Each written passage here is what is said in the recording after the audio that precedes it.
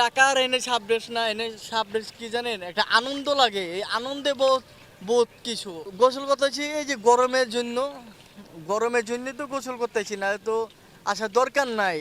এই গরমে এই পুষ্কুনি থাকা অনেক উপকার, অনেক এলাকার মানুষের লইগা, পাশাপাশি মানুষের লইগা থাকা বহুত উপকার। টাকার এনে সাবড্রেস না, এনে সাবড্রেস কি জানেন, একটা আনন্দ লাগে। এই আনন্দে বোধ বোধ কিছু, এই আনন্দটা পামু কই, টাকা দিয়ে আনন্দ পাওয়া যাবে না তো না। আল্লাহর কাছে এটা অনুরোধ করি, বৃষ্টি দাও, দু একদিনের বৃষ্টি দিয়ে দাও, আধা ঘন্টা 1 ঘন্টা, দেশটা শান্তি হোক আর রোদের তাপটা কমুক। বর্তমানে রোদের তাপ আছে 40 ডিগ্রি, 40 থেকে 42 ডিগ্রি, আরও বাড়ার চান্স আছে। 40-42 ডিগ্রিতে সহ্য করতে পারে না, আরও 45-50 ডিগ্রি হইলে সহ্য করবে পাবলিক কেমনে? এই জনগণ মানুষ।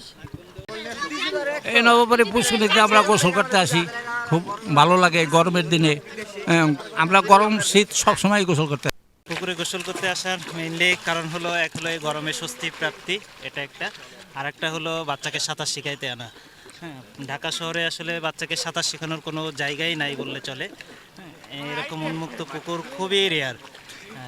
এখন মেইনলি বাচ্চাকে সাঁতার শিখাইতেই আসি। গরমে বাচ্চারা বাড়িতে খুবই কষ্ট পাচ্ছে।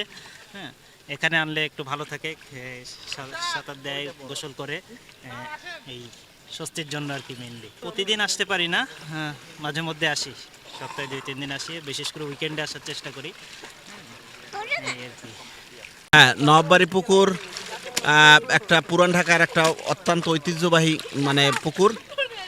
এই পুকুর না থাকলে মানে পুরান ঢাকার মানুষ পানিতে গোসল করতে পারতো না। হ্যাঁ, এই পুকুরটা থাকার কারণেই তো আমরা এই স্নান করতে পারতেছি। এই তীব্র গরমে বাসায় মানুষ যেখানে থাকতে পারতেছে না, সেখানে এখানে এসে মিনিমাম 1 ঘন্টা তারা পানির ভিতরে মানে নিজেকে একটু পরিতৃপ্ত করে নেয়। গ্রামের মানুষের যেমন সাঁতার কাটার জন্য পুকুর রয়েছে, কিন্তু এই ঢাকা শহরে তো সাঁতার শেখার জন্য তেমন কোনো পুকুর নেই। এই নবাববাড়ির পুকুরটাই সেই চাহিদা পূরণ করে। এই ট্রাস্টের মালিকগণ অত্যন্ত যত্ন সহকারে এই পুকুরটা পরিচালনা করে। তারা কোনো ধরনের কোনো ময়লা আবর্জনা এই পুকুরে থাকতে দেয় না। তারপরে যারা সাঁতার কাটতে জানে না তাদেরকে ওই পুকুরে নামতে দেওয়া হয় না। তারা খুবই মানে এ ব্যাপারে খুব সচেতন।